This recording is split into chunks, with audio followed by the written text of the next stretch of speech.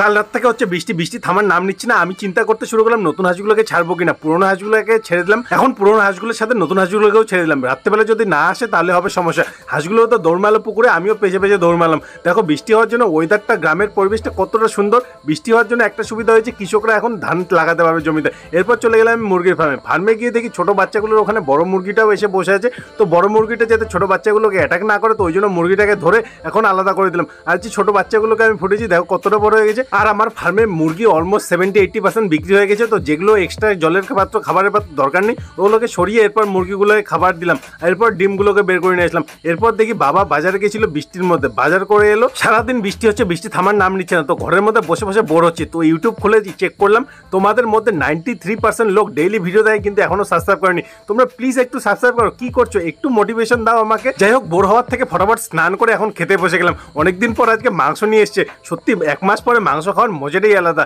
এরপর ম্যাডাম বললো ম্যাডামকে নাকি পিক আপ করতে যেতে হবে। তো বৃষ্টিও একটু থেমে গেছে, তো চলে গেলাম ম্যাডামের কলেজে ম্যাডামকে পিক আপ করতে। ম্যাডামের জেদ হলো এখন নাকি কাচের চুড়ি কিনবে, শ্রাবণ মাস পড়ে গেছে। কিনতে তো গেছিল কাচের চুড়ি, কিন্তু ওখানে গিয়ে মেহেন্দি, তারপর নেল পালিশ সবকিছুই কিনে এলো। ফাইনালি শপিং করা কমপ্লিট। এরপর ডালপুরে টিফিন করে কাচের চুড়ি দেখাতে দেখাতে শো অফ করতে করতে বাড়ির দিকে রওনা। এরপর ম্যাডামকে বাড়িতে ড্রপ করে আমিও চলে এলাম বাড়ি। চ্যানেল নতুন আসলে প্লিজ সাবস্ক্রাইব করে যাবে।